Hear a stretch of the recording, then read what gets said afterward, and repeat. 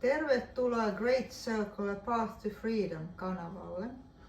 Tänään on navigointi elämän merellä osa 2 videon teko. Ja aloitetaan siitä sitten suoraan kyselemällä vähän polusta henkiselle tielle. Kyllä, joo. Ja yleensähän ihmiset ovat hyvin kiinnostuneita heräämisestä niin sanotusti. Jatketaan vähän tästä aiheesta. Tämä on osa 2 videota. Ja tässä tulee vähän sellaista ideaa teille kaikille, että muistakaa, että se ei välttämättä ole niin helppo se heräämisen polku. Sitä kutsutaan niin kapeaksi poluksi, voidaan sanoa. Se tuottaa toki paljon iloa, vapautta ja rauhaa sitten siinä loppupäässä, mutta ennen kuin siihen pääsee, niin voi olla kaikenlaisia haasteitakin. Ja omakohtaisessa kokemuksessa niin minähän kiinnostuin aikanaan kaikennäköisistä rajatiedon ilmiöistä, ufoista kummituksiin ja niin edelleen, eli tällaisista herkuista egolle.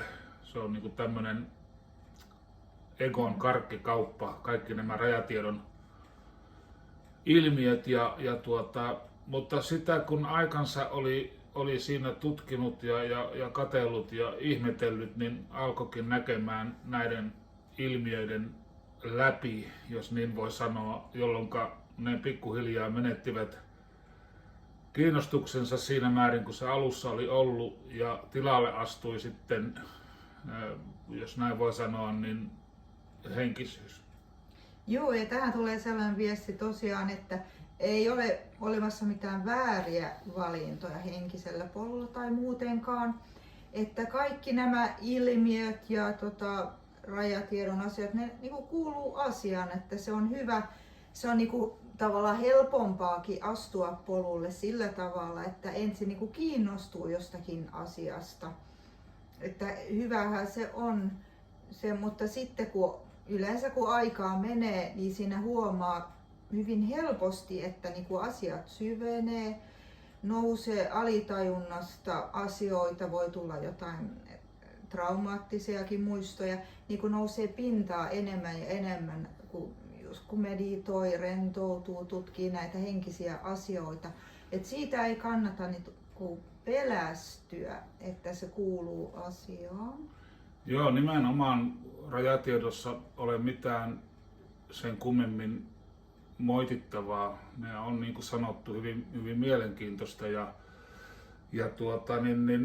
egolle herkkua siinä vaiheessa vaan, kun ego alkaa pikkuhiljaa häviämään, niin myöskin mielenkiinto rajatietoihin laimenee, ei se poistu, mutta laimenee, ja tilalle astuu sitten hyvinkin paljon oma alitajunta, ja siellä ollaankin sitten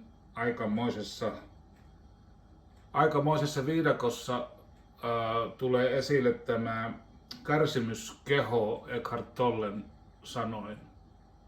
Joo, juuri näin.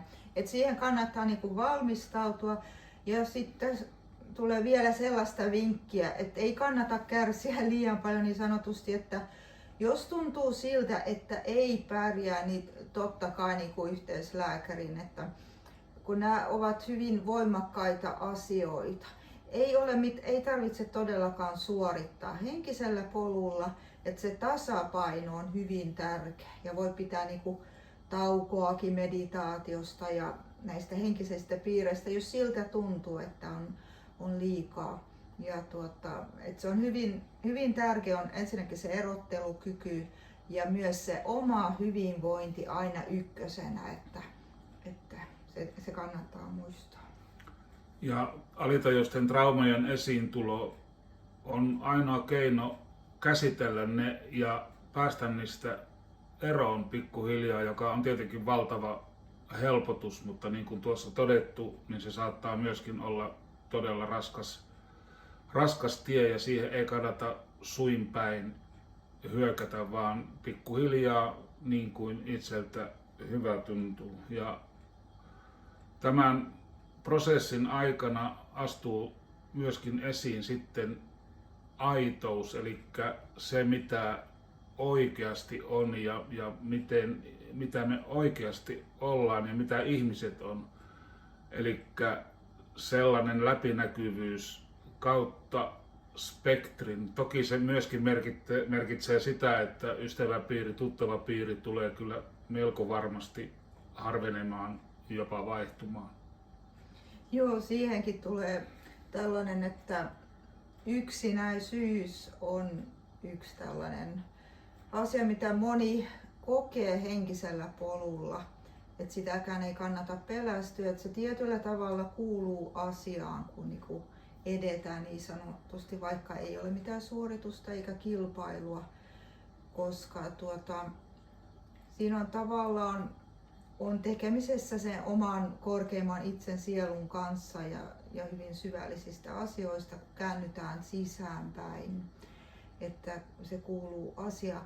Mutta tähän tulee vielä sellainen, että se on todellakin palkitseva polku siinä mielessä tosiaan, että sitten kun on käynyt läpi näitä kaikkia vanhoja asioita, niin tulee tällaista vapautta ja sisäistä rauhaa ja voimaa.